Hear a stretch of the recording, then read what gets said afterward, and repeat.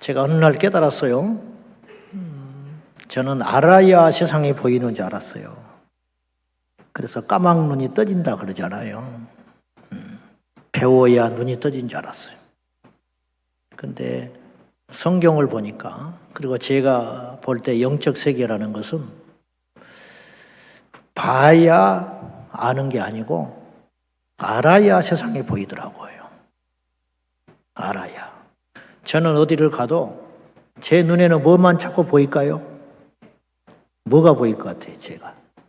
술집이 보일 것 같아요? 교회가 보일 것 같아요? 저는 교회만 보이는 거예요. 기차를 타고 가도 동네를 이렇게 보면 십자가만 보이는 거예요. 믿음이 뭐 대단히 있어서가 아니라 제 안에 교회가 있어서 그래요. 내 안에 교회가 있으니까 자꾸 가는 데마다 교회만 보이는, 외국에 나가도 교회만 보이고, 일본에 가니까 교회가 있긴 있는데 십자가가 없어요. 또 십자가가 너무 적어. 그것이 마음이 아파요. 우리 교회 성도님 한 분이 셀프 세차장을 한다고 하셨어요. 그 말을 듣고 나니까 그날부터 셀프 세차장만 보이는 거예요. 우리 동네에 그렇게 셀프 세차장이 많은지 몰랐어요. 그 말을 듣고 나니까. 이렇게 셀프 세차장이 많은데 이게 될 수 있을까? 잘할까? 성도라 이제 그런 염려가 되는 거예요. 그렇구나. 알아야 보이는 거예요. 예수 믿는 사람은 특별한 눈을 가져야 돼요. 우리 예수님께서 누가복음 10장 2절에 이런 말씀을 하셨어요. 자, 그 PPT 넘기실 때 제가 좀 빼먹을 수도 있고 순서도 조금 틀릴 수 있지만 조금 따라와 주시면 좋겠어요. 한번 보여주실래요? 자, 제가 읽을게요. 이르시되 추수할 것은 많되 일꾼이 적으니 그러므로 추수하는 주인에게 청하여 추수할 일꾼들을 보내주소서 하라. 제자들은 못 알아들어요. 예수님은 사람을 볼 때 좋다, 나쁘다, 멀쩡하다, 부자다, 가난하다 그렇게 안 보이는 거예요. 전부 추수할 이삭으로 보이는 거예요. 그 말은 무슨 말이냐? 추수하지 않으면 저거 불태워지는 지옥으로 간다. 예수님의 눈에는 그것만 보이는 거예요. 가룟 유다도 밉지가 않아요. 예수님은 다 알고 계셨잖아요. 베드로가 알았으면 때려 죽였을 거예요. 근데 다른 제자들이 모르죠. 팔 때도 모르는 거예요. 근데 예수님은 이미 알고 있잖아요. 네가 하고자 하는 일을 해라. 그런데도 회개할 기회를 놓치는 거예요. 예수님의 눈에는 가룟 유다가 배신자로 보이지 아니하고 불쌍한 영혼으로 보이는 거예요. 저거 지옥 간다. 그래서 예수님이 가룟 유다에게 뭐라고 말하셨냐면 네가 차라리 나지 않았으면 좋을 뻔했다. 그 말은 뭐예요? 안 태어났으면 네가 나를 안 만났을 거야. 그러면 나를 안 만났으면 나를 팔 죄도 안 지었겠지. 안 태어났으면 지옥 갈 일도 없잖아. 근데 너는 태어났기 때문에 사탄의 꼬임을 받아서 나를 팔게 되었고 너는 지옥불에 예비되었구나. 결국 그는 비참하게 최후를 마쳤어요. 목을 매서 자살을 했고 그것도 떨어져서 배 창자가 튀어나와서 죽었다고요. 60만 그렇게 비참하게 된 게 아니고 더 무서운 건 영혼이 지옥에 갔다는 거예요. 제가 볼 때 이 땅의 그리스도인들이 지옥을 안 믿어요. 지옥을 안 믿는다는 건 하나님 안 믿는다는 거예요. 목사님들 죄송하지만 목사님들, 장로님들이 천국 지옥을 안 믿습니다. 천국 지옥을 믿는다면 믿음은요, 이걸 뭐 다른 거 말할 것 없이 행함이 없는 믿음은 죽은 믿음이잖아요. 여러분, 사람은 믿음대로 살아가게 돼 있어요. 병원에 왜 가요? 내 병을 고친다고 믿기 때문에 병원을 가는 거예요. 휴가 내고 가고 미국도 가서 고치고. 절대 사람은 안 믿으면 안 변해요.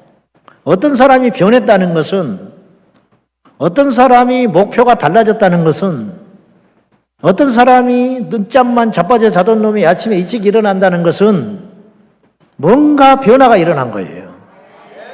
그럼 그 변화는 뭐냐? 책을 읽었든지, 예배 때 은혜를 입었든지, 뭔가를 각성한 거예요. 내가 이렇게 살면 안 되겠구나. 그때 이제 믿음이 생긴 거죠. 믿음은 두 종류가 있는데 나쁘어질 걸 믿는 믿음이 있고 좋아질 걸 믿는 믿음이 있어요. 사람은요, 믿는 걸 두려워하게 돼 있어요. 무슨 말이냐면요, 여러분 자식이 공부를 안 하고 밤에 늦게 들어오고 비밀이 많아지고 학교도 안 가고 그러면 겁나요, 안 나요? 겁나지요. 지금이 문제가 아니에요. 앞으로 10년, 20년이 믿어지는 거예요. 저렇게 살면 저거 사랑구실 못해. 그러니까 막 걱정이 되니까 그때부터 새벽기도 나오잖아. 내 새끼 살려달라고. 지금이 문제가 아니에요. 자기는 걱정하지 말라고 그래요. 간섭하지 말라고 그래요. 그러나 부모 눈에는 믿음이 생겨진 거예요. 저 인생 저대로 가면 끝장난다. 교회를 왜 다닙니까? 천국까지 여기 있는 걸 믿기 때문에 다니는 거예요. 근데 그 믿음이 없어요. 저는 가슴 아프게도 우리 교회에 새신자들이 오고 그럴 때마다 집사예요, 집사. 집사가 수두룩한데 제가 이제 이단이 혹시 있을 수도 있고 하니까 그 처음에 올 때 어디 교회에서 오는지를 쓰게 하거든요. 어느 교회에서 오서 몇 년 그 교회를 다녔는지를 쓰게 만든단 말이에요. 그러면 이제 그걸 보고 처음에 등록을 할 때 아무개 교회를 뭐 5년 다녔니, 10년 다녔니, 30년 다녔니 그런 사람들이 있어요. 그러면 이 교회를 이렇게 10년이나 다녔는데 마지막으로 거기 다닌 게 언제입니까? 그러면 5년 됐대. 5년간을 다닌 것이 아니라 5년 전까지 5년 다녔다는 거예요. 그럼 5년 그때까지 5년 전까지 교회를 다니다 그동안에는 어디를 다니셨어요? 그러면 말을 안 해요. 근데 집사야, 그 사람이. 5년 전에 교회 간 게 다요. 그 5년 동안 뭐 했냐고 내가 물어봐. 그러고 보면 자식 있고 남편이 있는데 세례를 받았어요. 자식들이. 거기에 체크를 하게 돼 있거든요. 남편이 세례 받았어. 세례교인이고 집사라고 써 있어. 그럼 내가 물어요. 가서 남편을 데려와라. 네 남편이 어디 있냐? 그러면 교회 안 다닌대. 안수 집사인데. 그럼 언제부터? 코로나 때 안 나가기 시작했대. 그럼 코로나 끝났잖아. 그 말을 못해. 왜 그럴까요? 믿음이라는 건요, 끊임없이 쟁투하고 올라가는 건 굉장히 힘들어요. 믿음은. 단계를 올리는 것은. 근데 미끄러지는 건 한순간이에요. 저희 교회에 지옥 문턱까지 갔다가 돌아온 성도가 하나 있어요. 무슨 말이냐면, 우리 성도님이 그 집에 가서 계속 전도를 해가지고 교회를 데리고 나왔어요. 한 5년 전에. 그래가지고 열심히 신앙생활을 했어요. 막 눈에 보여. 잘하는 게 영적으로. 그분은 예배드리고 나갈 때마다 이렇게 특이하게 인사를 해요. 저한테. 목사님, 내 손을 꽉 잡고 이렇게 이야기했어요. 목사님, 오늘 또 말씀으로 실컷 두드려 맞고 갑니다. 열심히 살아보겠습니다. 눈물이 그렁그렁해요. 그렇게 인사한 사람은 내가 못 봤어요. 은혜 받았습니다. 뭐 그런 말 하는데 자기가 말씀의 방망이로 엄청 두드려가 맞고 가는데 회개하고 내가 요거대로 살아보겠다고 고백을 하고 가는 거예요. 초신자가. 제가요 밥을 안 먹어도 배가 불러요. 막 영적으로 막 부쩍부쩍 자라니까. 근데 어느 날 딱 교회를 안 보이네. 그래서 내가 못 본 줄 알았어요. 너무 사람들이 복잡하고 많으니까 어디 다른 데로 나가나? 좀 챙겨봐라. 왜 안 보이느냐? 그랬더니 전화를 안 받는다는 거예요. 전화를 안 받았다는 건 시험 들었고 병 들었다는 거거든. 전화를 안 받으면 찾아가 봐라. 그랬더니 전도한 사람하고 같이 갔어요. 같이 딱 식어버 있더라는 거예요. 식었어. 말을 안 한다는 거예요. 가게를 하는 사람이라 찾아갈 수가 있어요. 그래서 내가 우연을 가장한 것처럼 해가지고 지나간 것처럼 해가지고 한번 가봤어. 민망할까 봐. 한 달쯤 지난 후에. 어떻게 지내십니까? 내 눈을 피해. 왜 교회를 안 보입니까? 죄송합니다. 죄송합니다. 왜 안 보입니까? 근데 끝까지 교회에 나오겠다는 소리를 안 하는 거예요. 무슨 사연인가 들어봤더니 자기가 한 1, 2년 동안 열심히 우리 교회를 다녔는데 어느 날 자기 아들에 대해서 화를 못 참고 매를 들었는데 그때 무너졌다는 거예요, 자기가. 자기는 굉장히 많이 변한 줄 알았는데 영편없더라는 거예요. 그러면은 이제 영적으로 건강하면 다시 회개하고 자식한테 잘못했다 하고 신앙생활을 하면 되는데 자기 자신이 용납이 안 되는 거예요. 그런 자기 자신. 이러면 뭐하냐? 이래서 교회 다니면 뭐하냐? 가지고 무너져 버리는 거예요. 그리고 교회를 안 나오는 거예요. 저도 사람인지라 잊고 있었어요. 2년여가 지난 어느 날 토요일 날 밤 11시가 다 됐는데 문자가 왔어요. 딱 보니까 그분인데 이렇게 문자가 왔어요. 목사님, 나 같은 탕자도 다시 돌아갈 수 있을까요? 막 심장이 뛰어가지고 바로 전화를 했어요. 고맙고 반가워서. 내일 전화를 해야 민망하지 않게 올 수 있을 거 아니야. 내일 교회에 꼭 오십시오. 기다리겠습니다. 내일은 도무지 안 되고 그 다음 주에 오겠대. 그 사람은 약속하면 지키는 사람이에요. 근데 제가 그 말을 하려는 게 아니라 그 말 끝에 이런 말을 한 거예요. 이분이 목사님 말씀대로 올라가는 건 그렇게 힘듭니다. 근데 그렇게 딱 교회를 끊어버린 그날부터 2년 전 그 전의 모습으로 자기가 한순간에 돌아가 있더래요. 한순간에 나락으로 가 있더라는 거예요.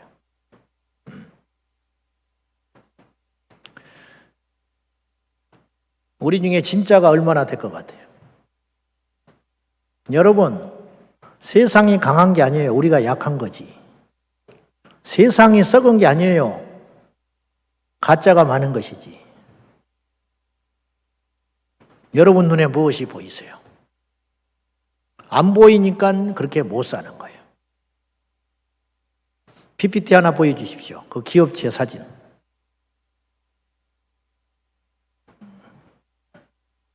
사진들 쭉 있죠. 코카콜라 뭐 그런 거. 자, 뭐가 보이세요? 콜라로 보이세요? 저게 뭔지 아세요? 동성애 육지계입니다. 6개잖아요. 그 다음 스타벅스 육지계. 스타벅스 가지 마세요. 어떤 목사들은 스타벅스 텀블러 구하는 게 취미인 사람이 있어. 속이 터져요, 제가. 여러분, 우리가 스타벅스 안 먹는다고 스타벅스가 망하지 않죠. 나 하나쯤 그런다고 세상이 바뀌냐고 그렇게 생각하시죠. 그래서 문제라는 거예요. 그래서 자존심도 없으세요? 마귀가 조롱하는 게 안 보이세요? 악한 자들이 똘똘 뭉쳐서 하나님을 대적하는 게 안 보이시냐고요. 그 다음에 맥도날드. 저게 무직이 아니에요. 아까 오다 보니까 공항에서 우리 장로님 차 타고 오는데 무직의 병원인가 뭔가 있더만. 병원 이름 자체가 병원인가 뭔가가 있더만. 나는 그런 것만 자꾸 보이는 거야. 제가 정상이에요? 비정상이에요? 제가 이상한가요? 제가 치우쳐 있습니까? 제가 잘났다는 게 절대 아닙니다. 저는 지극히 부족하고 못난 종이에요. 나는 성도들 앞에서도 고백하지만은 하나님이라면 나 같은 거 안 써요. 저는 불신자 집안에서 철저히 세상 교육을 받고 찌들어 가난한 집에 태어나가지고 온갖 나쁜 것을 다 보고 듣고 컸어요. 저는 지금까지 예수 안 믿었으면 절대 안 믿을 사람이에요. 저는 예수 믿는 게 너무 감사한 것이 2가지가 있는데 첫째는 예수님을 믿고 천국의 소망을 갖게 됐어요. 그건 이루 말할 수 없는 축복이에요. 한 영혼이 천하보다 귀하다고 하셨고 천하를 얻으면 무엇하겠느냐? 네 생명을 잃으면 무엇이 유익하겠느냐? 할 때 그 생명은 단순히 죽고 사는 게 아니에요. 영원한 천국의 생명을 말하는 거예요. 그런데 제가 구원받은 거, 예수님 만나서 천국이 믿어지는 거, 지옥이 믿어지는 거, 그것이 나를 지탱하는 힘. 저는 부자를 만나도 하나 부럽지 않아요. 어느 날부터 그렇게 됐어요. 어느 날부터. 저는 권력자를 만나도 기죽지 않아요. 잘나서가 아니에요. 내 안에는 천국이 있거든요. 예수 믿는 사람이 가난하다고 위축되거든요. 교회를 옛날 안 나오냐? 요새 힘들대. 힘들어서 교회 안 나오는 거예요? 지옥을 몰라서 그러는 거예요, 지금. 너무 겁이 없는 거예요, 지금. 저는 너무너무 이해 안 되는 게 성경에 여럿 있는데 대표적으로 홈리와 비느하스가 이해가 안 가는 거예요. 엘리의 두 패역한 자식들. 그 제사장이거든요. 근데 무슨 짓을 했냐? 그들이 제사장인데 제사를 집례하는 그들이 회막에서 무슨 짓을 했냐? 회막에서 수중들은 여인들을 겁탈을 했어요. 그리고 하나님께 드리는 제물, 제사장 몫이 나중에 있거든요. 하나님께 먼저 드리고 제사장 몫이 돌아온단 말이에요. 근데 좋은 걸 먹고자 하나님께도 드리기 전에 갈고리로 치하여 가져오게 만들었어요. 간이 배 밖으로 나온 거예요. 겁이 없으면 지옥 가요. 믿어지지 않으니까 그런 짓을 하고 산 거예요. 그래서 그들의 마지막이 어떻게 됐습니까? 그들은 회개할 기회를 하나님이 안 줘요.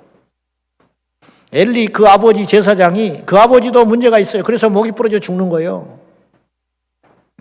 다리 몽둥이를 부지려야 되는데 나이는 먹고 힘이 없어. 영적 권위를 상실하니까 그 아들에 대하여 그 아들이 지금 지옥을 향하여 뚜벅뚜벅 걸어가고 있는데 돌이킬 힘이 없는 거예요. 그래서 그러지 마라, 그러지 마라. 그 소리를 듣습니까? 영적 권위가 없는데? 알고 봤더니 여호와께서 그들을 죽이기로 작정하셨음이라고 성경에 써 있어요. 사도행전 13장에 보면 무시무시한 말씀이 있어요. 거기에 무슨 말씀이 있냐면 구원받기로 작정된 자는 다 믿더라. 그런 말이 있는 거예요. 이방인들이 믿어요. 바울의 말을 듣고. 회당에서 안식일마다 복음을 전했더니 유대인들은 안 믿어요.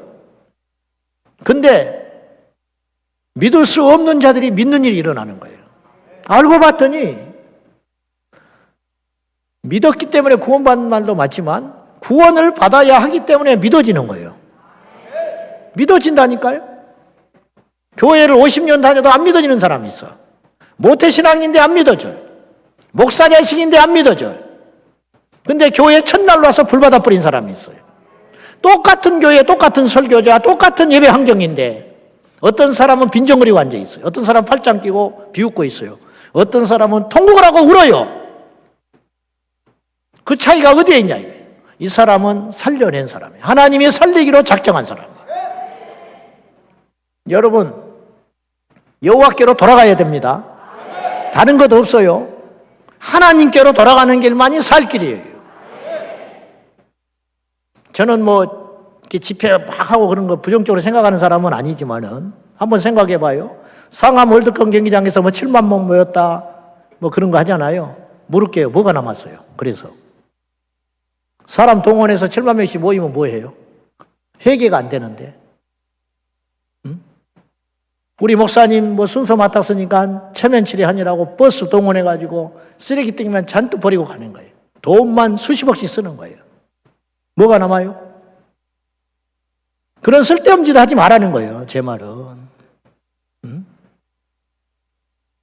한 사람이라도 뒤집어져야 되는 역사가 일어나야 된다. 한 사람이라도. 오늘 연합 집회도 마찬가지예요.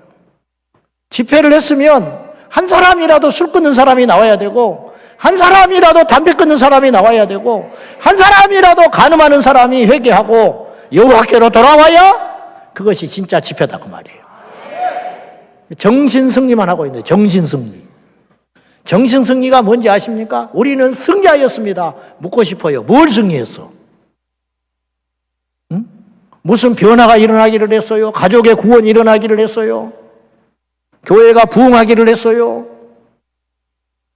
뭘 승리했는데? 우리는 승리하였습니다. 아멘! 뭘 승리해? 아무것도 달라진 것이 없는데 우리 한국 기독교가 지금 요 모양 요꼴이 된 거예요. 성령이 임하면, 오직 성령이 너에게 임하시면 너희가 권능을 받고, 권능까지는 받아요. 방언도 받고 귀신도 쫓아내, 예언도 해, 불도 받았다고 그래. 벌쩍벌쩍 뛰어. 밖에 나가면 맥을 못 쳐. 밖에 나가면 그 사람이 교회 다니는지 예수 믿는지도 몰라. 어느 직장에서 이런 일이 있었어요. 실제로. 그 직장을 30여 년 넘게 다니는 상사와 부하 직원이 있었는데, 어느 날 상사가 부하 직원한테 요새 시간 있는가? 왜 그러세요? 한번 만나세요. 그래요. 저도 한번 뵈려고 그랬는데. 그래? 그럼 밥 한번 먹지? 가지고 둘이 그렇지 않아도 만나려고 했다는 거예요, 둘 다. 그래서 밥을 먹었어. 밥을 먹고 근사한 데 가서 밥을 먹고 대접을 하더니 상사가, 근데 이번 일요일 날 뭐 하는가? 그래. 아니, 나도 그거 물어보려고 그랬는데. 왜? 이번 일요일 날 우리 교회에 오실래요? 자네 교회 다녔어? 나도 우리 교회 자네 데려가려고 그랬는데. 알고 봤더니 같은 교회 총동원 주일에 서로 데려가려고 그런 거야. 교회를 10수년을 다녔는데, 한 교회를 다녔는데, 예배당이 크고 1부, 2부, 3부, 4부 나눠져 있으니까 서로 간 예배 드리는 부서가 다르니 봉사를 하기를 해. 둘 다 교회를 10몇 년을 다녔지. 주일날 예배만 드리지. 직장에 오면 술 먹지. 쉬는 시간에 나가서 담배 피워대지. 그 짓을 하고 사니까 주일날은 직장에서 뭐 한다고 그러면 그냥 불이 나게 지킬까 봐 쫓아나오지 하니까 둘 다 예수쟁인지를 모르고 있었다는 거예요. 이게 한국교회 현실이에요. 이게 절대 극단적인 이야기가 아니에요. 성령이 임하면 권능을 받아서 예루살렘, 우리 집에서부터 복음화를 하고, 유대, 이웃, 사마리아, 내가 꺼림칙이 여기는 그 사람들, 원수같이 여기는 사마리아 그 땅까지 가서, 그리고 끝날까지 가서, 세상 땅끝까지 가서 내 증인이 되어라. 이게 진정한 능력이라는 거예요. 다시 PPT 보여주세요. 저게 마이크로소프트, 저게 동성애 코드가 들어가 있는 거예요. 그 다음 디즈니, 제 애들 동심 사서. 근데 디즈니는 동성애 하면 안 되잖아요. 근데 저기서도 저렇게 하고 있어요. 그 다음에 갤러그 애들 아침에 먹는 시리얼 회사. 저게 다 육지계입니다. 무지개가 아니에요. 그 다음 그 전으로 돌아갔어요. 이제 여기까지. 자, 이게 뭐냐면, 자, 다시요. 그거 한번 보여주세요. 화분. 초승달 화분. 저게 뭔지 아세요? 저거 본 사람 손 들어보세요. 여러분이 안 본 게 아니고 안 보인 거예요. 저는 지방에 가는 데마다 봤어요. 공원에 가면 있어요, 저거. 저게 이슬람 상징하는 겁니다. 초승달 별 9개 밖에 있어요. 휴게소 가면 저거 있어요. 우리 집 동네에 목욕탕 가니까 있더라고요, 저거. 바깥에. 똑같아요, 저거. 저게 뭐냐? 초승달, 이슬람을 상징하는 것인데, 저게 화분이거든요. 화분도 있고요. 휴게소를 가면, 휴게소 가면 의자도 있어요. 거기서 앉아 있어요.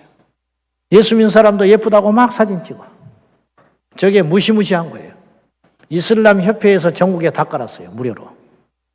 우리나라를 이슬람화 하려고 몰려오고 있어요. 근데 우리는 아무것도 몰라요. 오히려 그들을 환영하고 있어요. 이건 자존심의 문제가 영적 전쟁인데, 영적 전쟁을 할 줄을 모르고 마귀는 우는 사자처럼 두루 삼킬 자를 찾고 있는데, 우리 안방에 와서 우리를 물어뜯으려고 들어왔는데 사자를 애완견으로 생각하고 품에 안으려고 그러는 거예요. 삼손이 드릴라가 삼손을 팔아서 한몫 챙기려고 죽이려고 하는데도 불구하고 4번이나 계속 정신 못 차리고 결국은 눈이 알이 뽑혀가지고 맷돌을 가는 비참한 신세가 됐어요. 깨어있지 못하니까 그런 일이 생기는 거예요. 그 다음에 저게 뭐냐? 연천 저게 연천이거든요. 저기 북쪽에 인접한 연천이라는 곳에 이슬람 협회에서 땅을 10만 평을 사놓은 게 있었어요. 근데 그 땅 10만 평이 원래 교회 기도원 자리였어요. 돈 많이 준다니까 홀라당 팔아버린 거예요. 여기는 어쩐지 모르겠지만 전국적으로 일어나는 현상이 기존 교회가 이단한테 파는 일이 벌어지고 있어요, 지금. 경매 들어가고, 경매는 그렇다 쳐요. 누가 들어와도 잡아버리면 임자니까. 근데 어떤 교회는 50억 준다고 그러는데 이단에서 55억 준다니까 팔아버린 교회가 있어요. 돈이 그렇게 좋아요? 영혼을 파는 거예요. 가룟 유다 같은 짓거리를 하는 거예요. 그럼 그게 간단한 게 아닌 게 그 교회에서 그 교회에 십자가 내리고 이단이 들어오잖아요. 그때부터 얼마나 많은 사람을 지옥으로 끌고 가겠어요. 그런 생각 자체를 안 하고 사는 거예요. 왜 그러냐? 하나님이 무서운 줄을 몰라요. 무슨 짓거리를 해도 하나님이 침묵으로 보이시는 것 같으니까 하나님이 그냥 끝까지 두고 계실 것 같습니까? 사람이 무엇으로 심든지 그대로 거두리라. 여러분, 믿음으로 산다 하면서 하루를 믿음으로 살아도 아무 일이 없어요. 오히려 손해보는 것 같아. 가게를 하는 사람이 주일날 쉰다는 건 엄청난 용기가 필요합니다. 오히려 손해보는 것 같아요. 손해. 한 달을 주일을 지켜도 별 표가 안 나요. 매출에. 1년을 주일을 지키고 매출을 계산해 보면 그냥 쉬어도 괜찮은 정도 되는 거예요. 근데 평생을 돌아보면 주일을 지키고 하나님을 경외하고 사는 사람은 반드시 복을 받고 승리를 해요. 왜 그런지 아세요? 하나님이 살아계시기 때문에 그래요. 그래서 악한 자의 형통을 부러워하면 안 되는 거예요. 반드시 끝이 오게 되어 있는 거예요. 연천 땅 10만 평을 사가지고 이슬람 단체에서 허가를 내가지고 그쪽에 캠핑장 허가를 받았어요. 근데 말이 캠핑장이지 위장으로 얻어가지고 거기에 이슬람 타운을 하려고 그런 거예요. 그럼 경기도에 있는 북부 지역에 있는 이슬람 사람들이 전부 몰려서 거기 와서 기도 쳐서 만든 거예요. 그러려고 한 거예요. 근데 그 허가를 내준 사람이 누구냐? 연천 군수. 그 연천 군수가 교회 안수집사였어요. 그러니까 이런 지경이 되니까 안 보이는, 눈만 뜨고 다니지 깜깜인 거예요. 누가 조건인지 무엇이 하나님의 뜻인지 큰 믿음 없어도 돼요. 겨자씨할 만한 믿음만 있어도 그런 짓을 하면 안 되는 거예요. 그 다음에 한번 보여주세요. PPT. 그래서 거기 한 목사님 한 분이 눈이 떠졌어요. 저를 찾아왔어. 누구도 호응을 안 하고 도움받을 길이 없으니까 저한테 찾아왔어요. 연천에서 일산까지 찾아왔어요. 내가 어떻게 도와주면 되겠냐. 그래가지고 그때부터 활동을 했어요. 저 다 우리 교인입니다. 휴가 내고 데리고 왔어요, 제가. 코로나 시기 때. 연천 구민인 것처럼 위장해가지고. 연천 구원의 그리스도인들이 안 나서니까. 제가 잘났다는 게 절대 아니에요. 답답하니까 이렇게 하는 거예요. 나라고 그러고 싶겠어요? 대구의 이슬람 경북대학교 후문에 사원 짓고 있는데 대구에 있는 성도들이 일어나지를 않으니까 제가 관광차 12대 동원해가지고 교인들 데리고 나가서 600명 집회했어요. 대구 동성로에서. 하나님이 역사하셨어요. 그 공사 스톱돼 있어요, 지금. 제가 저희 가서 군수 나오라고 그랬어. 왜 허가 내줬냐. 그 다음 그리고 나서 하나님께서 극적으로 역사하셔서 저는 한 게 없어요. 하나님이 하셨고 연천에 있는 그 목사님 한 분이 희생을 해가지고 우여곡절 끝에 그것이 취소됐어요. 허가 내준 거 취소하는 거 보통 일 아닙니다. 근데 취소를 하잖아요. 그러면 30일 안에 이의를 제기할 수 있어요. 멀쩡하게 허가 내준 것을 못하게 했으니까 그러면 거의 져요. 군에서 진다고요. 시 당국에서. 근데 하나님께서 어떻게 역사하셨는지 그 당시 이슬람 안에 그 협회에 문제가 생겨가지고 30일이 넘어가 버렸어. 가지고 영영 못 들어와요. 그리고 나니까 저런 게 이제 있는 거예요. 그래서 저것도 이제 뜯어내라고 그랬어. 치워라. 그랬더니 잘라버렸어. 초승달 치우지는 못한다고 그래가지고 그 목사님이 가서 항의해가지고 잘라버렸어요. 그 다음 저 공원에 있는 것도 다 잘라버렸어요. 여러분 아무것도 아닌 일 같지요? 저게 아무것도 아닌 것처럼 보이죠? 우리가 연천군을 살린 분은 그 한 분 목사가 살린 거예요. 제가 그 일 끝난 다음에 그 목사님께 이렇게 위로를 해드렸어요. 목사님은 교회를 100개 세운 것보다 더 큰 일을 했다. 이슬람 타운이 안 들어오게 막은 것은 교회 100개, 1000개 세운 것보다 큰 일이라니까요. 이단이 어떤 교회를 사지 못하도록 지역교회가 연합해서 지켜내는 것은 교회를 10개, 100개 세워진 것만의 가치가 있는 거예요. 이해되세요? 무슨 말인지? 전도만 전도가 아니에요. 악의 세력에 대하여 틈새를 막는 것도 엄청난 전도라고요. 우리 아이들 좋은 것만 먹이는 게 잘 키우는 게 아니에요. 마약 못하게 하는 것도 잘 키우는 거예요. 술 못 먹게 하는 것도, 도박 못하게 하는 것도, 인터넷에 중독되지 않게 하는 것도 우리 애들을 지켜내는 일이잖아요.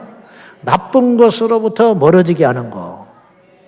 복음을 듣는 것도 중요하지만 예수님의 전사가 되어서 세상에 가서 악과 싸우는 것도 굉장히 중요한 일이라고요.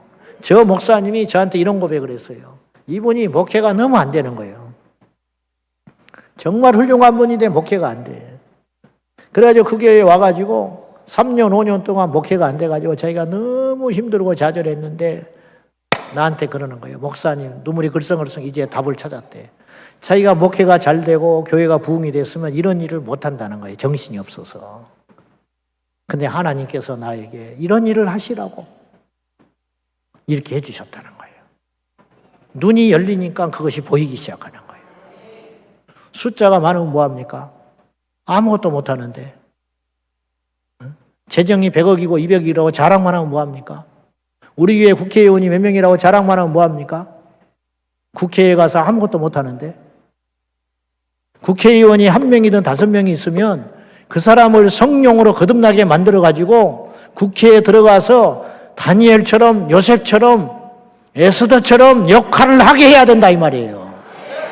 이때를 위한 거야 당신. 하나님이 너 세워줬어. 나는 국회의원 중에 제대로 된 사람 한 명도 못 만났어요. 전부 이용해 먹으려고 그러지. 여러분 우리가 예수를 믿잖아요. 그러면요 민주당도 국힘당도 없는 거예요. 성경이 우리의 기준이 되는 거예요.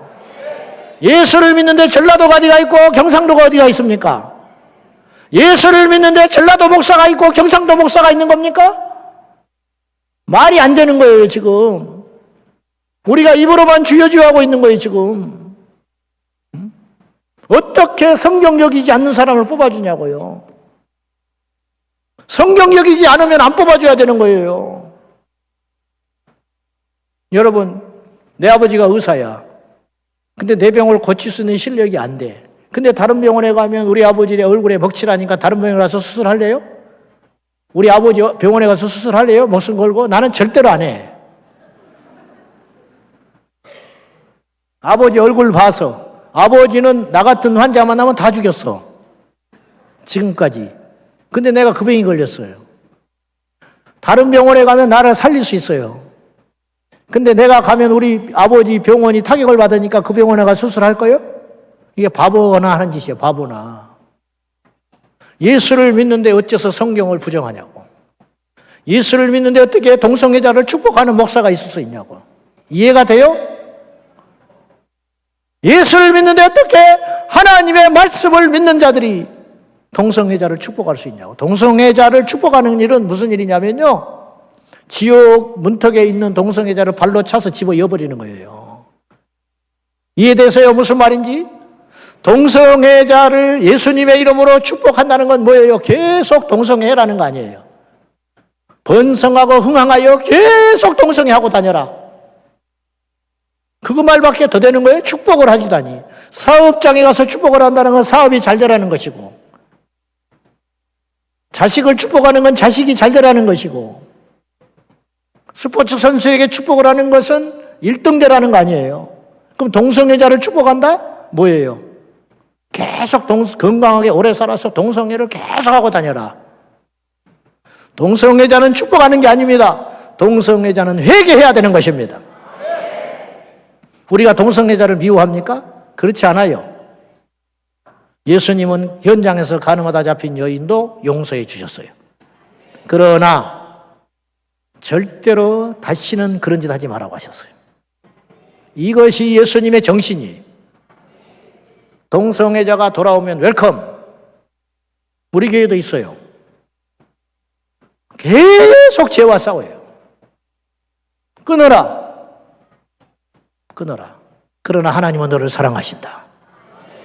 그러나 동성애는 죄다. 구분해야지요. 구분. 그 다음 또 보여줘 보십시오. 저게 뭐냐? 저게 몇 개예요? 7개예요? 6개예요? 저게 6기계 6개짜리. 우리 동네에 가면 호수공원이라고, 일산 호수공원 유명하지요. 우리 성도들이 눈이 열려 있으니까 저걸 사진을 찍어서 나한테 보냈어. 목사님, 이상한 것이 있어요. 그 다음에 그래서 내가 할 일이 없어서 가봤어요. 잘못 말하면 안 되니까 내 눈으로 확인을 해야 돼서 갔더니 저게 있어요. 사진을 찍었어. 시장 선거 앞두고 만나자고 그랬어. 저건 뭐냐? 자기는 몰랐대. 모르죠. 저것까지 모르죠. 용역업체가 한 거야. 저거는 동성애 상징물이다. 좀 어떻게 안 되겠냐? 안 된다. 그럼 목사님, 저걸 하나를 더 세우겠습니다. 그러니까 7개로 만들겠대. 장난하냐? 우리가 저기다가 십자가 세우면 어떻게 할래? 허락할 수 있어, 당신? 가만히 있어. 동성애자들에게 저건 십자가 같은 거야. 나는 저걸 못 봐. 가서 봐니까 사진을 찍고 난리가 나서 줄 서서 저기 이쁘다고. 그 중에는 예수쟁이도 있을 거야. 그러니까 이게 문제라는 거예요. 애들 앞세우고. 지난 6월 14일 날 서울시청 앞에서 뭐 했는지 아세요? 온 사람 손 들어봐요. 제법 있네. 멀어서 못 오셨어요? 멀어서? 서울대학교 안 갈 거예요? 멀다고? 아이, 재수대가리 없이 서울대학교가 돼버렸어, 나는. 창원대학교 됐어야 되는데. 안 갈 거예요? 프랭카드 붙이고 난리 나요. 집 팔아서도 보내. 그 병원에만 살릴 수 있어, 나를. 안 갈 거예요? 멀다고? 돈 없다고 안 가실 거예요? 왜 남의 일로 자꾸 생각을 해요? 응? 저는 이 일만 하는 사람이 아니에요. 저는 목회자예요. 저는 16세 성령 받고 불 받은 사람이에요. 근데 여러분이 오해하지 말고 들으셔야 돼요. 이건 중간 목표예요. 무슨 말이냐면 우리의 최종 목표는 영혼의 구원을 받는 겁니다. 천국 가는 거라니까요. 베드로전서 1장 9절에 뭐라고 그랬냐면 1장 8절부터 보면은 예수를 보지 못하였으나 너희가 그를 믿고 사랑하며, 예수님을 본 적이 없어요. 그 사람들은, 초대교회 사람들이. 베드로는 봤죠. 근데 부활 승천한 다음에 베드로가 전한 복음을 듣고 예수 믿는 사람들한테 보낸 첫 번째 편지, 베드로전서에서 베드로가 이렇게 말하는 거예요. 너희가 예수를 보지 못하였지만 믿고 그를 사랑하고 말할 수 없는 영광 가운데 기뻐하는도다. 근데 그 이유가 뭐냐 보니까 보지도 못한 분을 사랑하고 보지도 못한 분을 믿고 보지도 못하는 분을 생각만 해도 기뻐하고 핍박이 와도 기뻐하고 환난이 와도 감사하고 시련이 와도 기도하고 죽기 살기로 예수님을 믿고 있는 이유를 보니까 베드로전서 1장 9절에 믿음의 결국 곧 영혼의 구원을 받음이라. 무슨 말이냐면 너희가 영혼의 구원을 받은 이유는 믿음 생활을 잘했기 때문이야. 그 믿음의 결론, 믿음의 목적, 믿음의 최종 기착지가 뭐냐? 출세하는 게 아니고 부자 되는 게 아니고 떵떵거리고 사는 게 아니고 자식을 잘 키우는 게 아니라는 거예요. 예수를 제대로 믿는 목적, 최종 유일한 목적이 어디에 있냐? 영혼의 구원을 받아서 마지막 날에 부활의 영광에 참여하는 것이라는 거예요. 이 믿음이 있냐 이 말이에요. 그것이 제대로 된 믿음이라는 거예요. 그 믿음이 있기 때문에 너희가 겉으로 무엇이 나타나냐면 예수님을 보지도 못했지만 사랑하고 믿고 기뻐하고 있는 거 아니냐. 그 소리라니까요. 그것이 믿음의 증거라는 거예요. 증거. 그런데 이게 최종 목표예요. 여러분, 이 땅에서 잘 살면 뭐 하겠어요? 오래 살면 뭐 하겠어요? 무두셀라가 969세 살았죠. 나는 묻고 싶어. 행복했을까요? 969년이 행복했을까? 우리 어머니가 95 됐거든요. 무두셀라의 10분의 1도 안 살았어. 근데 소원이 70살 때부터 기도한 게 기도하는 제목이 뭐냐면 자다가 간다래. 자다가 하나님 앞에. 안 데려가 하나님이 아직도. 미치려고 그래요 지금. 가고 싶은데 안 데려가셔가지고. 치매까지 왔어. 자기가 너무 비참한 거예요. 가고 싶은데 20년째 그 기도를 하고 있는데 안 데려가셔. 나사로가 죽었다가 살아났죠. 엄청난 기쁨이지. 나는 한 달 갔을 것 같아. 한 달. 한 달 지나니까 또 짜증나고 있어. 부부싸움하고 있고. 그게 인생이요. 이 땅에 오래 사는 게 복이 아니에요. 부자가 복이 아니에요. 부자면 뭐해? 자식들이 예수 안 믿는데. 부자면 뭐해? 잠도 못 자고 있는데. 부자면 뭐해요? 응? 병 걸려서 제대로 먹지도 못하고 있는데. 그게 행복이 아니에요. 진짜 좋은 날은 이 땅에 없어요. 우리에게 진짜 소망은 하늘에 있는 거예요. 스데반이 불쌍합니까? 스데반이 어찌 보면 우리는 성경에서 보니까 순교자고 대단해 보이지만 그 자리에 있었으면 이해가 안 가는 거예요. 스데반은 객사에 돌에 맞아 죽었어요. 만약에 결혼했다면 저 자식은 어떻게 살라고. 근데 스데반은 미련 없었어요. 눈이 열려져서 보호자에서 서신 주님을 봤어요. 예수님이 벌떡 일어났어요. 나 같으면 살려주셨을 텐데 왜 살려주진 않고 일어나서 막 흥분해가지고 예수님이 이를테면 자랑하신 거예요. 자랑. 봤냐? 저거 죽는 순간에도 나를 부정하진 않아. 원망하진 않아. 주님하고 봤다니까요. 눈이 열려가지고 주의 보호자에서 일어나신 주님이 좋으셔서 흥분해가지고 빨리 와라 빨리 와. 주님이 능력이 없어서 죽이신 게 아니에요. 사랑해서 데려간지도 몰라요. 순교자들이 불쌍하지요. 로마 시대에 사자밥이 되고 불에 태워 죽고. 그렇지 않아요. 나는 정말 불쌍하고 한심한 사람들이 예수 믿는다고 하면서 허세 부리고 다닌 사람들이. 뭐 만나면 자식 자랑하고 도무지 그렇게 그 짓을 하지 마라고 그래도 안 고쳐지대. 희한해. 하여튼 희한해. 응? 서울대학교 나왔다. 그 사람하고 30분만 이야기하면 입에서 나오게 돼 있어. 물어보지도 않아. 근데 어떻게든지 내가 서울대학교 나왔는데요. 누가 물어봤어? 어떤 목사님이 옛날에 어려울 때 60년대 70년대 미국에 유학을 갔다 왔어요. 그 당시에 아무도 그런 사람이 없는데 이분은 설교 때마다 내가 미국에서 유학할 때 교인들이 미쳐보려고 그래요. 모든 설교에 내가 미국에서 유학할 때 드디어 해방의 날이 왔는데 은퇴를 했어. 은퇴. 그때까지 교인들이 참아준 거예요. 예수님을 자랑해야 되는데 내가 미국에서 유학할 때. 근데 문제는 노예가 이제 문제가 생겼어. 은퇴를 하셔놓으니까 행사 때마다 모셔서 설교도 해야 되고. 근데 설교가 너무 길어.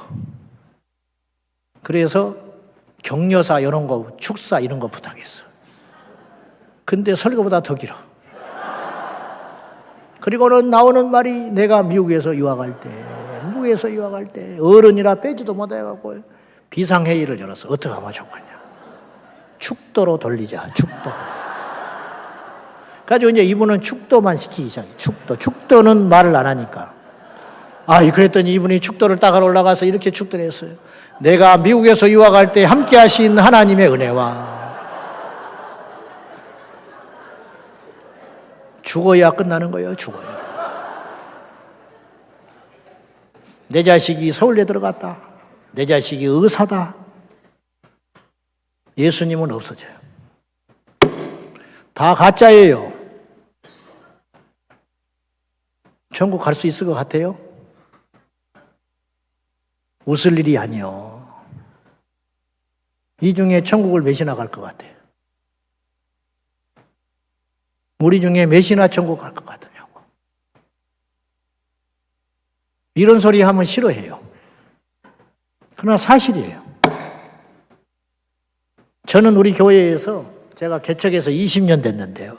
지난주에가 20주년 기념 예배였는데 제가 우리 성도들한테 그런 고백을 했어. 나는 한 번도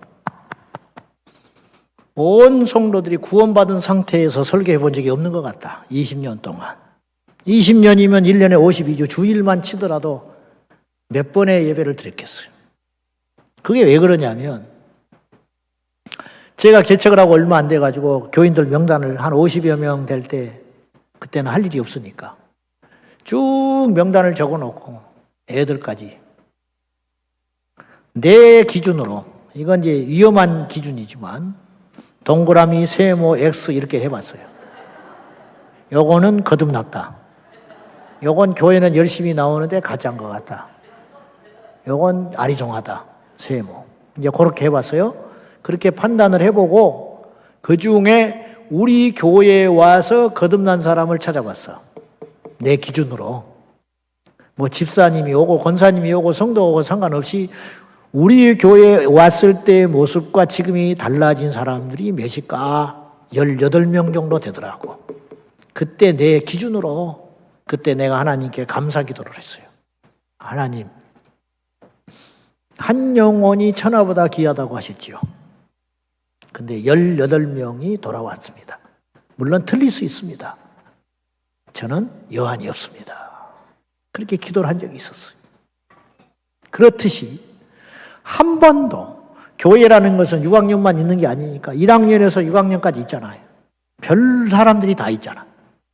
거듭나지 못한 사람이 항상 있는 거예요. 구경하러 온 사람도 있고 사기치러 온 사람도 있고 신천지도 있어요. 그러니 거듭나지 못하니까 그 짓을 하고 다니는 거 아니에요?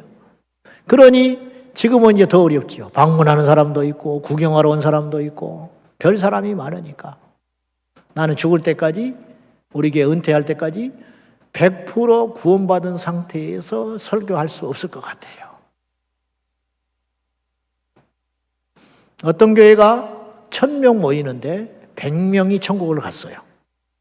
어떤 교회는 100명 모이는데 50명이 천국을 갔어요. 주님 보실 때 어떤 교회가 큰 교회일 것 같습니까? 하나님의 나라는 숫자가 아니에요. 하나님의 나라는 비율이에요. 그래서 누가복음 21장에 한 여인이 헌금을 했고 2렙돈, 그러나 생활비 전부. 그러나 큰 부자는 많은 헌금을 했어요. 교회에서는 많이 헌금을 하는 사람을 귀하다고 생각하고 믿음이 크다 하겠죠. 그러나 예수님은 그렇게 보지 않았어요.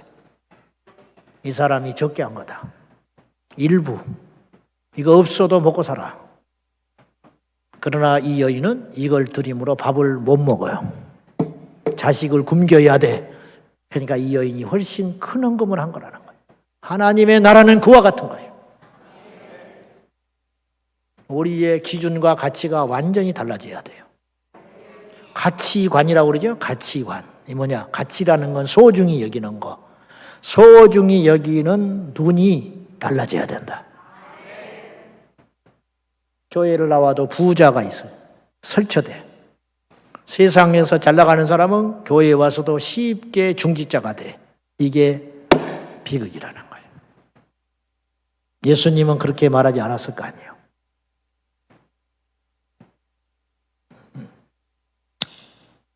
저 힘들지요. 이런 말 하니까. 나는 더 힘들어.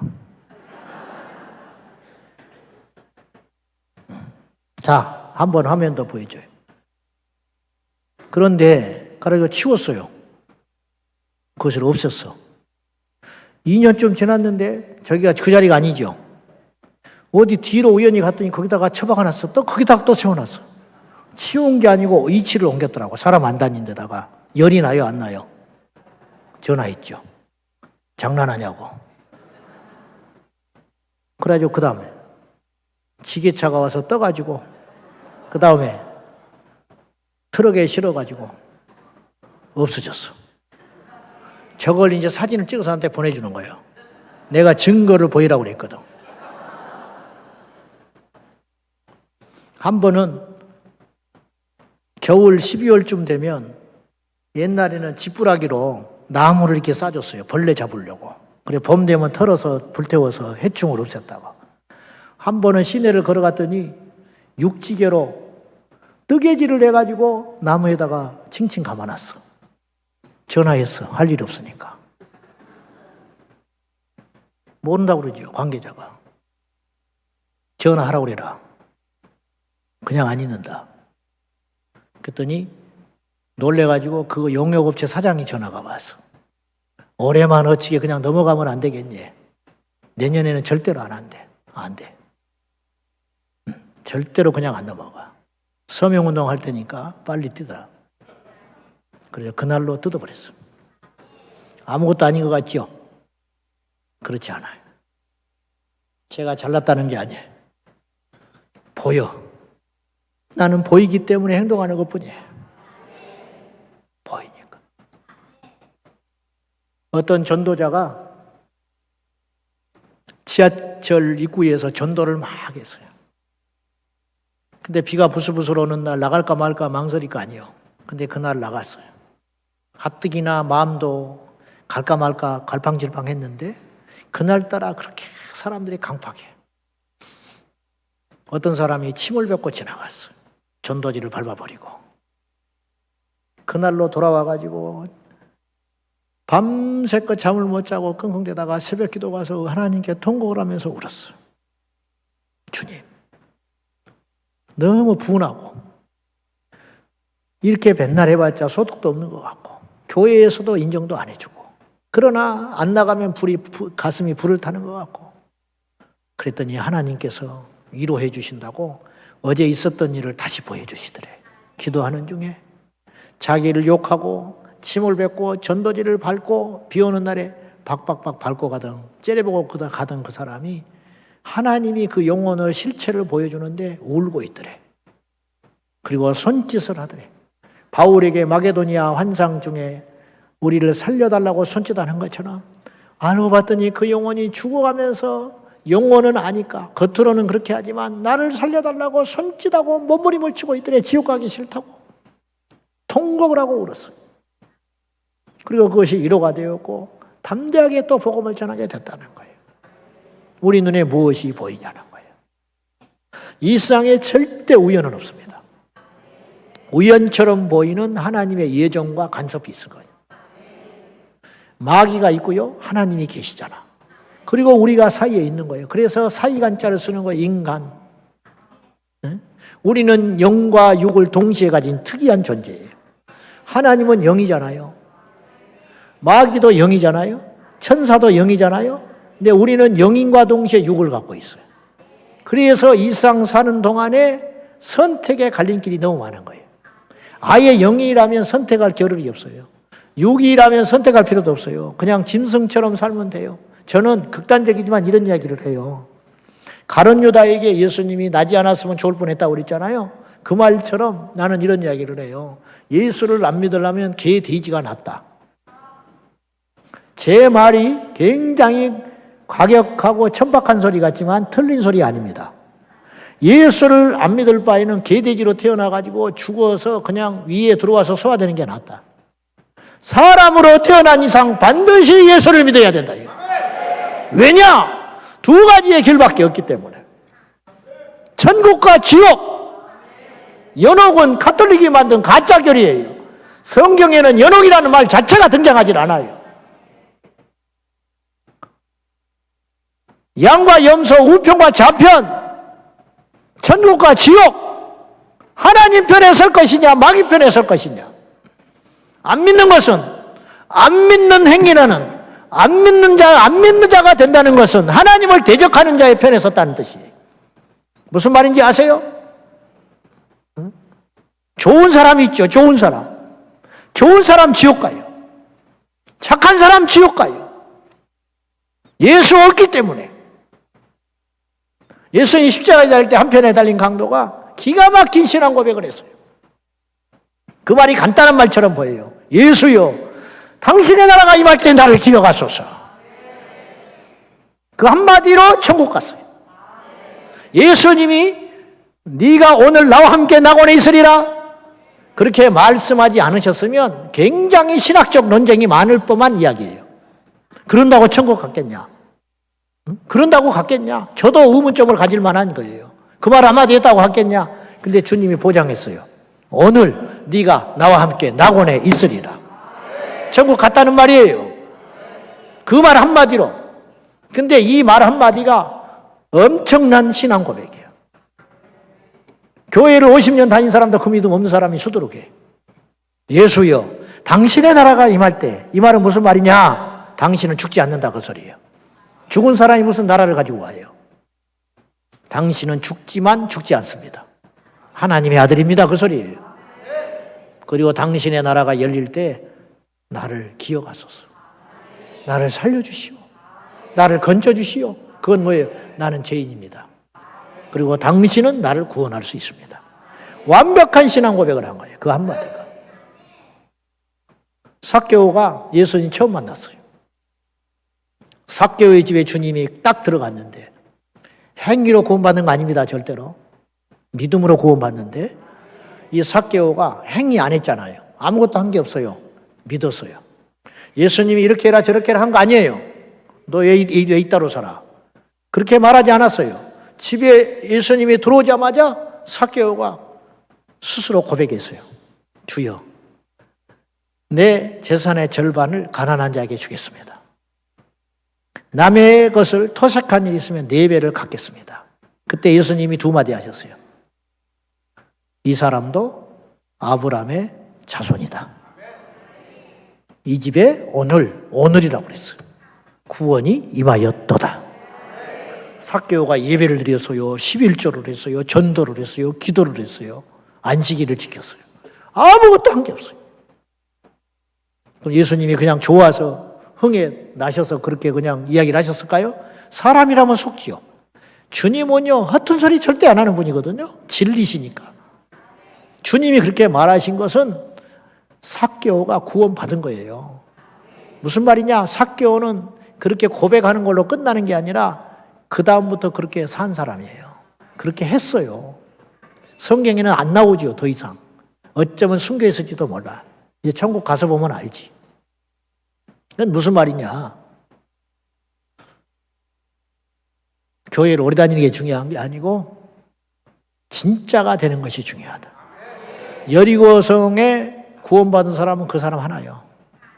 그렇게 많은 사람이 모여 있었는데 너무 많이 모여 있어서 삭개오가 뽕나무에 올라갈 정도였는데 예수님이 여리고에 가신 이유를 알고 보니까 한 사람 살리러 가신 거예요. 그 한 사람이 저와 여러분이 되어야 돼요.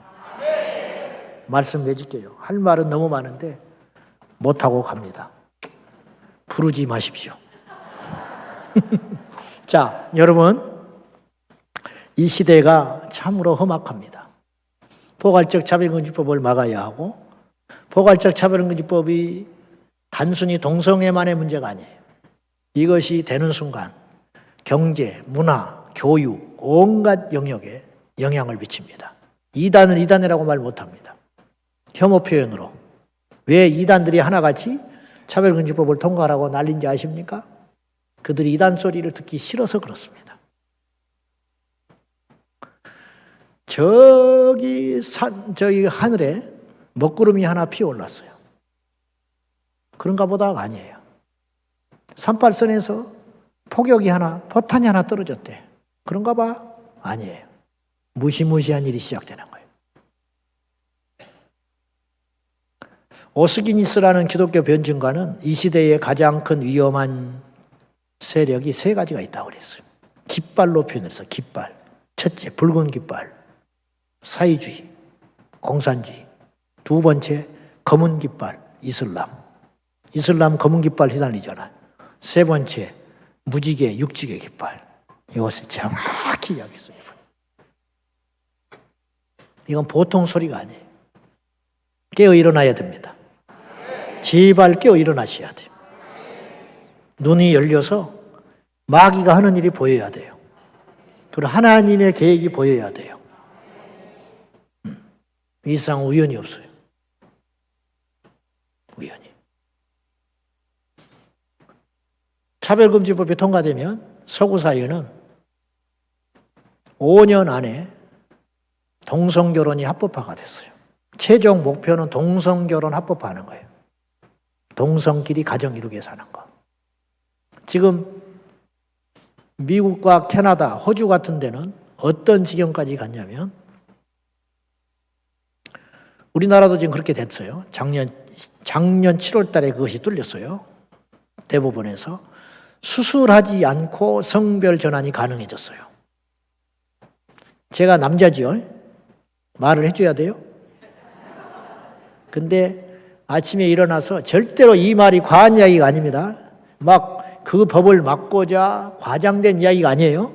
지금 미국과 서구 사회에서 일어나는 현실이 100분의 1, 1000분의 1도 안 돼요. 제가 아는 말은. 장로님 40분까지만 할게요. 네.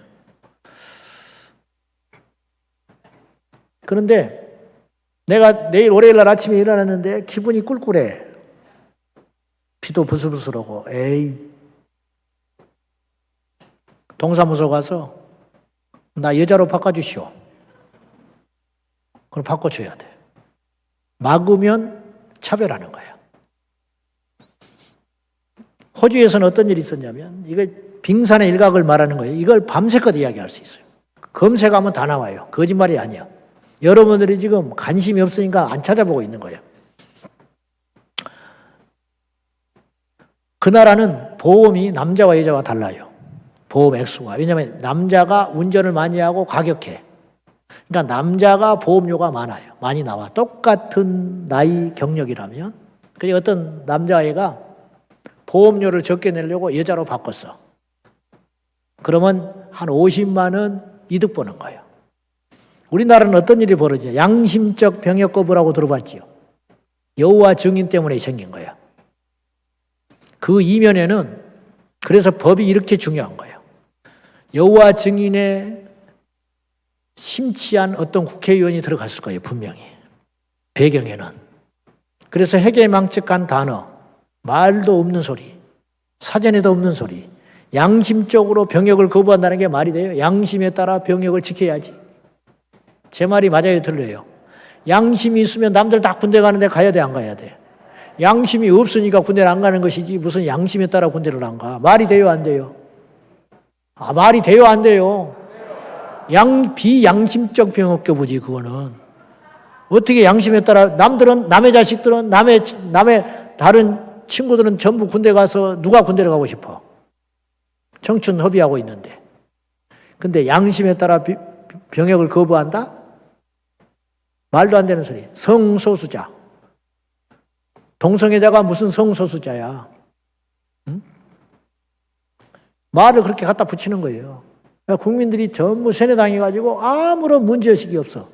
포괄자 차별금지법 법안에도 동성애라는 말이 나오지도 않아요. 뭐라고 나오느냐? 성적 지향. 성적 취향이 있다, 이 말. 성적 지향. 성 정체성. 그러니까 자기들도 떳떳하지 못하고 국민들의 저항이 있을 것 같으니까 동성애라는 말을 감추는 거예요. 그러나 그 안에 그 말이 들어있는 거예요. 그 말이. 그래서 내가 법적으로, 우리나라 같은 경우는 군대 가기 싫잖아요. 그러면 앞으로 이것이 통과되면 어떤 일이 벌어지느냐. 동성결혼, 차별금지법이 합법화되면 성별 전환이 마음대로 되기 때문에 군대 갈 나이쯤 되면 동사무소 가가지고 나는 성별을 바꾸랍니다. 그러면 지금까지는 우리나라는 성별을 바꾸려면 수술을 해야 돼요. 수술했다는 증명서를 가져가면 검사에서 바꿔줬어요. 하리수라는 연예인이 그런 케이스예요. 그래서 주민등록번호가 바뀌었어요. 그 사람은 생물학적으로는 남자지만 골격이, 난 직접 본 적은 없지만 이래요. 못 바꿔요, 이거는. 그리고 평생 호르몬 주사 맞고 살아요. 근데 사회학적으로는 여자가 된 거예요. 그래서 이거를 생물학적 성과 사회학적 성, 그래서 그걸 젠더라고 그래요, 젠더. 어쨌든 이걸 제3의 성이라고 그러는데, 아무튼 이런 대혼란이 벌어져요. 우리나라는 출산율이 감소하고 있어서 2024년 작년 말 0.72명이었어요. 합계 출산율이. 합계 출산율이라는 건 뭐냐면 여자가 가임기 여성 49살 때까지 볼 때 평생 낳을 수 있는 아이의 숫자를 합계 출산율이라고 그래요. 남녀가 합계. 그러면 합계 출산율은 어떻게 해야 되냐면 2.1명이어야 돼요. 2명 결혼했으니까 2명이잖아요. 2명이 2명 나면 본전이에요. 그 나라 국민이 유지되는 거예요. 근데 중간에 병 나고 사고 날 수 있잖아요. 그러니까 2.1%나 2.2% 돼야 그 국민이 유지되는 거예요. 근데 우리나라는 어떻게 됐냐? 0.72명, 즉 20명이 이 땅에 있으면 10가정 20명이 7명 낳는 거예요. 2050년이 되면 우리나라 인구가 900만 명이 없어져 버려요. 900만 명이 없어져 버린다고. 아까 장로님한테 제가 여쭤봤어요. 진주 인구가 어떻게 되십니까? 30만 명 되신다며요? 진주 30개가 없어져 버리는 거예요. 900만 명이 없어져 버려요. 그래서 우리나라는 급기야 국방력이 50만 명 이하로 떨어진 지가 꽤 됐습니다. 48만 명으로 떨어졌어요. 지금 이런 상황인데 군대 갈 아이들이 누가 군대 가고 싶어요? 성별 다 바꾸면 어떡할 거예요? 물론 다 바꾸지는 않지. 그러나 그런 일이 줄이어 일어나는 거예요. 이 나라는 어디로 갑니까? 우리가 세계 최하위 국가입니다. 출산율이. 돈이 문제가 아니에요, 지금. 경제가 문제가 아니에요. 이 나라가 생존이 달렸어요. 그래서 일론 머스크가 미국에서 우리나라를 걱정했어. 지구상에서 제일 먼저 없어질 나라라고. 일론 머스크가 자식이 7인가 있습니다. 그중에 둘째가 남자아이가 여자가 됐어요. 그렇게 돈 많은 사람도 해볼 수가 없는 거예요. 행복할까요? 여러분, 하나님이 우리를 만드실 때는 하나님의 형상대로 맞으셔서 사람답게 살라고. 말씀 맺을게요. 오늘 너무 귀하신 분들이십니다. 이 집회가 행사로 끝나지 않기를 바라요. 이제 돌아가셔서 보시고 들으시고 깨어 일어나서 마귀를 대적하고 승리할 수 있기를 바랍니다. 우리나라 독립운동을 했던 조선의용대 분대장 김학철 대장은 이런 말을 했어요. 편하게 살려거든 불의에 외면해라. 나라 일에 관심 갖지 말아라. 투표하지 말아라. 무슨 국회의원이 무슨 일을 하는지 아무 관심도 갖지 말아라. 자, 제가 돌받을 각오 갖고 이야기할게요. 그럴 것도 없지만 우리나라에서 제일 못 사는 지역이 경상도와 전라도예요. 왜 그런지 아세요? 맨날 그 사람들만 찍어주니까 그래요. 똑바로 안 하면 바꿔야 돼요. 그래야 긴장합니다. 우리를 소대지로 보지 않게 만들어야 돼요. 정치 이야기인가요? 나는 그런 목사 아니라니까요. 제가 설교 때문에 할 수 없이 이야기하는데 우리 교회는 전교인의 절반이 철야 나옵니다. 1,500명. 자리를 너무 예배당이 1,000명도 못 앉아요. 영상 예배실 동원해서 드리는데 주차 50대도 못 돼요. 너무 자리를 잡아대가지고 새벽기도 와서 자리를 잡아놓고 가는 바람에 작년부터는 오후 3시부터 자리를 잡아라. 안 그러면 싹 치워버리려니까. 3시에 교인들이 몰려와서 자리를 잡고 가요. 제 말은 무슨 말이냐면 우리 교회는 중보기도팀이 600명 있습니다. 월요일부터 주일까지 돌아가요. 제가 나오면 지금 중보팀들이 기도하고 있습니다. 내가 하는 것도 아니에요. 자기들이 나섰어요. 중보기도 600명, 전도팀 500명, 우리는 코로나 때도 마스크 쓰고 전도했습니다. 하나님의 은혜지요. 불같은 성령의 역사인데 그런 교회 목사가 이런 말을 하는 것을 이해하시라 이 말이에요. 제 말은. 정치 이야기 아니라 이런 뜻이. 나라가 있어야 교회가 있어요. 교회가 있어야 나라도 있는 겁니다. 나라와 교회는 공동 운명체예요. 그리고 우리가 믿음을 지켜내야 우리 후대가 있는 거예요. 우리나라 청소년 복음화율이 3%입니다. 애들 없어요. 교회 안에. 저는 교회 안에 대안학교를 만들어야 한다고 봐요. 나라 공교육은 다 무너졌어요. 출산율이 떨어져서 저는 교회 교인들만이라도 애를 찾고 나야 이 나라가 유지돼요. 내가 너무 답답해서 올해부터 우리 교회에 애 낳으면 돈을 주기 시작했어. 첫째 낳으면 100만 원, 둘째 낳으면 500만 원, 셋째 낳으면 1000만 원, 넷째 낳으면 2000만 원씩 줘요. 미쳤지요. 내가 그런 생각을 했어. 10억을 써서 애를 10명을 얻는다면, 그래서 10명이 나와서 그 10명이 그 중에 한 명만 똑바로 예수 믿어서 다니엘 같은 사람, 요셉 같은 사람, 모세 같은 사람만 나온다면 해볼만 하다. 그 생각 갖고 하는 거예요. 침묵하시면 안 돼요. 마르틴 루터킹 목사님은 생전에 이런 말을 했어요. 우리가 두려워해야 할 것은 적들의 중상모략이 아니라 친구들의 무관심이다. 침묵하지 마세요. 누가 해주겠지 생각하지 마세요. 하나님이 어떻게 하시겠지 그렇게 생각하지 마세요. 불타는 뜨거운 심정으로 진주가 전국에서 최고의 복음화율 이루는 거룩한 도시가 되기를 예수님의 이름으로 축원합니다.